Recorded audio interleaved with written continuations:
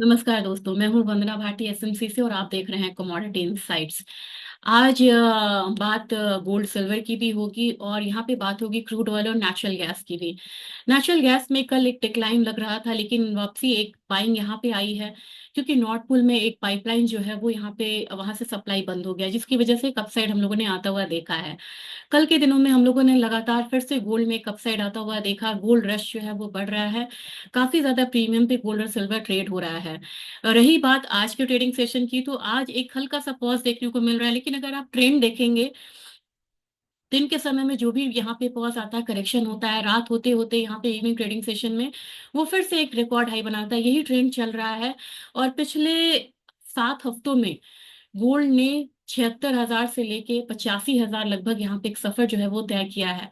तो ये कह सकते हैं कि लगभग 7 हफ्तों में 9,000 का लेवल जो है पार किया है, जो कि गोल्ड कभी साल या 2 साल लेता था इन लेवल्स को पार करने में। और रही बात सिल्वर की, तो सिल्वर में $34-35 एक काफी अहम यहाँ पे रेजिस्टेंस है। एक डिक्लाइन देखने को मिल रहा है। आज थोड़ा सा करेक्शन हो सकता है, लेकिन आईएनआर अपना एक रोल प्ले कर रहा है। आज फिर से रिकॉर्ड हाई है, जिसकी वजह से हम भारतीय बाजार में सिल्वर में डाउनसाइड आता हुआ नहीं देख रहे हैं। सबसे पहले चलेंगे डेटा को लेके। कल का जो डेटा आया था, क्रूड ऑयल में इन्वेंट्रीज काफी बढ़ के आई थी, ये काफी बेयरिश डेटा है यहाँ पे। फिर यहाँ पे आईएसएम नॉन मैन्युफैक्चरिंग जो था, ये भी यहाँ पे बेयरिश होके आया था। और ग्लोबल सर्विसेज पीएमआई मार्जिनली एक अपसाइड दिखा रहा था। तो ओवरऑल डेटा नेगेटिव है। आज के दिन में क्या है, तो आज के दिन में बैंक ऑफ इंग्लैंड का इंटरेस्ट रेट कट है। अगेन ये डेटा कभी गोल्ड के लिए नेगेटिव होता था, लेकिन आज ये नेगेटिव नहीं रहेगा, क्योंकि गोल्ड की अपनी चाल है, उस चाल पे वो चल रहा है। और जॉबलेस क्लेम आपको बढ़ के आने की उम्मीद है, तो अगेन ये काउंटर कर सकता है। अब सीधा सीधा यहाँ पे आते हैं। सबसे पहले मैं आपको दिखाना चाहूंगी यहाँ पे क्रूड ऑयल का डेटा। क्रूड ऑयल में इंटरनेशनल मार्केट में ये जो 50 डेज ये में है, इसको यहाँ पे तोड़ चुका है। कल आप लोगों ने कहा था कि क्रूड में अपडेट दे। क्रूड में मैं हमेशा डेली अपडेट देती हूँ। मुझे लग रहा है कि नेक्स्ट जो सपोर्ट है ये लगभग $70 के करीब है। आज के दिन एक अपसाइड दिखा रहा है। अगर यहाँ पे अपसाइड लेता भी है तो $72 पे रुक सकता है, यानी कि कुछ सेंट्स की यहाँ पे बढ़त हो सकती है। नहीं तो जो मेजर सपोर्ट है वो $70 के करीब का है। तो $70 से $72 के बीच में ये मूव कर सकता है।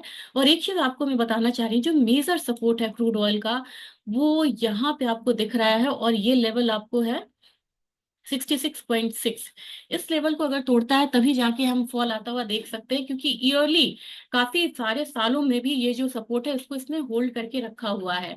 तो मेरे ख्याल से आज के दिन अगर बिकवाली आती भी है तो नीचे $70 रहेगा, और अपसाइड आता है तो $72 रहेगा।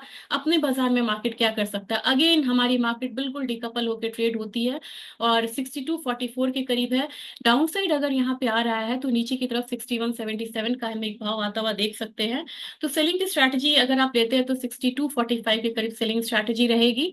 और इसका टारगेट होगा 61.80 का हम इनफैक्ट रखते हैं। और स्टॉप लॉस होगा 62-65 के करीब का। तो मेरे ख्याल से इसमें सेलिंग में रहे। लेकिन एनर्जी काउंटर का दूसरी कमोडिटी यहाँ पे है आपको नेचुरल गैस। नेचुरल गैस में सप्लाई कम होने की वजह से और सप्लाई रुकने की वजह से नॉर्थ पोल में एक अपसाइड आता हुआ देखा गया था। आज मार्केट बिल्कुल रेंज पे है। अगर अपसाइड आता है तो इनफैक्ट इंटरनेशनल मार्केट में $3.4 तक यहाँ पे आ सकता है।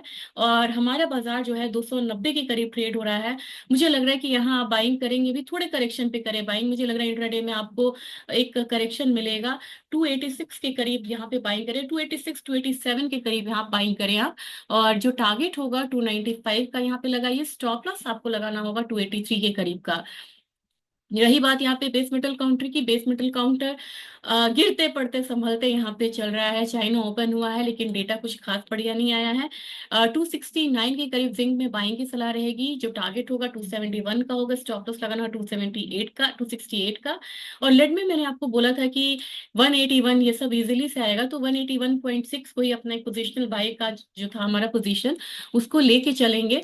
थोड़ा सा स्टॉप लॉस आप ट्रेल करिए। और कल का जो यहाँ पे ओपनिंग था 180.5 उसको लगाइए। और इसे जो टारगेट है, इसे कम से कम यहाँ पे 181.6 का रखिए। इनफैक्ट आप यहाँ पे स्टॉप लॉस को ट्रेल करके थोड़ा ऊपर ले जा सकते हैं। ये आपका 180.6 के करीब होना चाहिए। एल्यूमिनियम अगेन स्ट्रॉन्ग कमोडिटी है। कल के सेशन में मैंने यहाँ पे बाइंग रिकमेंडेशन आपको दी थी क्योंकि स्ट्रॉन्ग यहाँ पे एक मूव आ रही थी। तो एल्यूमिनियम में यहाँ एक रेजिस्टेंस फेस कर सकती कमोडिटी 256.5 के करीब आप प्रॉफिट बुक कर सकते हैं। 257 के करीब मुझे लग रहा है कि एक रेजिस्टेंस इस कमोडिटी में है। जब तक इसको ब्रीच ना करे तब तक ये नहीं समझिएगा कि नया ट्रेंड उभर के आया है, क्योंकि इसके साथ साथ हमें क्रूड ऑयल को ट्रेंड को भी देखना होगा। और आप देखिए यहाँ पे बार बार इस पैटर्न से ये डाउन साइड लिया है, तो 257 एक रेजिस्टेंस है। रही बात कॉपर की, कॉपर ने बहुत अच्छी मूव दिखाई है, लेकिन 267 एक रेजिस्टेंस यहाँ पे बनता हुआ लॉन्ग टर्म में नजर आएगा। ये वाला जो लेवल है अगेन इसके लिए एक रेजिस्टेंस है 267.55। अगर आप बाइंग में बने हैं, हमारा पहला टारगेट इसका प्रीवियस हाई के कैंडल का होगा और ये लगभग यहाँ पे 261.9 का है। तो बाई अगर आप हैं तो वहाँ पे 262 के करीब, 862 के करीब आप यहाँ पे बुक करिए। अगर आपको फ्रेश बाइंग करनी है 257 के करीब बाइंग करिए, 857 के करीब आप बाइंग करिए। 862 का टारगेट होगा, स्टॉप लॉस लगाना होगा 855 के करीब का। अब आते हैं हम जो सबसे इंपॉर्टेंट आजकल कमोडिटी है गोल्ड के लिए, लेकिन गोल्ड से पहले थोड़ा सा डॉलर इंडेक्स को देखना जरूरी है। इस मूव के बाद लगातार हम लोगों ने 3 दिन फॉल आता हुआ देखा। आज डॉलर इंडेक्स संभलता हुआ दिख रहा है और 50 डेज ईएमए से ऊपर है। मेरे ख्याल से यहाँ पे एक रिवर्सल आ सकता है।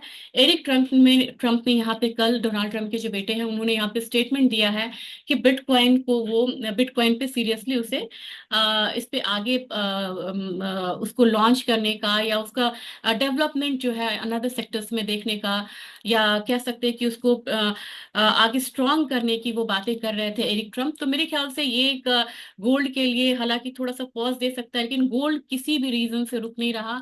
ये गोल्ड रश का समय है और मुझे लग रहा है कि यहाँ पे बिल्कुल अपने हाई साइड के करीब है। और कल जो हाई लगा था यहाँ पे, ये लगा था 2882 का स्पॉट में, इसके करीब जा सकते हैं ये कमोडिटी आज के दिन में। भले ही फ्यूचर्स पे एक करेक्शन ले रही हो, लेकिन इवनिंग में सारी चीजें मेकअप होती है और इवनिंग में जाके हम लोग एक हाई बनता हुआ देखते हैं। तो आज के दिन भी मैं यहाँ पे सलाह नहीं दूंगी कि मेरी तरफ से गोल्ड में यहाँ पे कोई सेलिंग कॉल है। बहुत रिस्की हो जाता है सेलिंग कॉल देना। और कल का जो हाई है उसको लेके आप बाइंग कर सकते हैं। कल का हाई यहाँ पे था 84,894 के करीब का। ये एक रिस्की कॉल अगेन रहेगी और इसका स्टॉप लॉस होगा 84,600 के करीब का। आप बोलेंगे कि कब तक ये रैली चलेगी? मुझे लग रहा है कि ये रैली, घरेलू बाजार की बात की जाए, अगर एमसीएक्स की बात की जाए, तो अब यहाँ पे थमती नजर नहीं आ रही है और ये रैली 85,800 तक भी यहाँ पे जा सकती है। और इंटरनेशनल मार्केट में मुझे लग रहा है कि $2,900 ऑलरेडी आ गया है। मैंने आपको ऑप्शन चेन के जरिए पहले ही समझाया था कि 2980 डॉलर और $3,000 पे सबसे ज्यादा ओआई खड़ा है, तो वहां तक गोल्ड प्राइसेस जा सकता है। सिल्वर के करीब, सिल्वर का माने यहाँ पे, तो सिल्वर में अगर अपसाइड मूव आती भी है तो एक बार $34, दूसरा $35 है, मेजर $35 के करीब का है। यहाँ पे एक डबल टॉप की तरफ बना और वहां से एक नीचे की कॉल यहाँ पे बन रही है, लेकिन काफी रिस्की कॉल ये हो जाएगा। अगर डाउन साइड आता भी है तो अपने मार्केट में अगेन जो रुपया है वो बहुत बड़ा हर्डल क्रिएट कर रहा है। और इसकी वजह से हमारे जो इन्वेस्टर्स है, जो ट्रेडर्स हैं, उनको यहाँ पे ट्रेड करने में दिक्कत हो रही है, क्योंकि इंटरनेशनल मार्केट में कुछ और मूव होती है, हमारे मार्केट में कुछ और मूव होती है। आज इतने रुपया ने नया लो बनाया है और बड़ी तेजी से 87.56 की तरफ आया है, 88.2 की तरफ ये जा सकता है। तो अपने बाजार में अगर सिल्वर में फॉल आती भी है तो वो फॉल यहाँ पे बहुत मार्जिनल होगा और हो सकता है कि 95,200 300 के करीब से फिर से एक रिवर्सल देखने को मिले।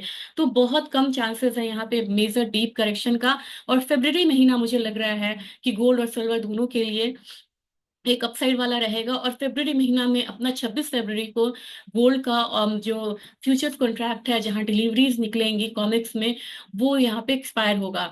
तो इस महीने में आप कोई मेजर फॉल गोल्ड में एक्सपेक्ट नहीं करिए।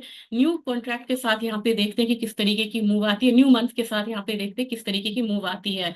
अब एग्री काउंटर में देखेंगे, एग्री काउंटर में जीरा अगेन एक डाउन साइड प्ले कर रहा है। मैं इसमें बहुत ज्यादा बाइंग साइड नहीं जाना चाह रही हूँ, क्योंकि मुझे लग रहा है कि 19,200 तक यहाँ पे प्राइसेस आएगा। टर्मरिक में एक बाइंग उभर के आई है, और ये बाइंग रमजान की वजह से भी अब एक अपसाइड में देखने को मिल रहा है। तो 13,850 यानी कि 400 पॉइंट के लिए आप टर्मरिक खरीदिए। स्टॉप लॉस लगाना होगा 13,250 का। रही बात धनिया की, तो धनिया में भी एक अपसाइड मूव है, 8600 तक की बाइंग कॉल रहेगी। इसके लिए आपको स्टॉप लॉस लगाना होगा 8200 का।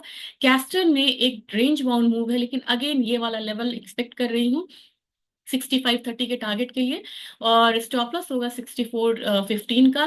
कैस्टर में अराइवल शुरू हुए हैं, ये काफी लोगों ने यहाँ पे कंसर्न दिखाया है कि आप इसमें बाइंग कॉल कैसे दे रही हैं।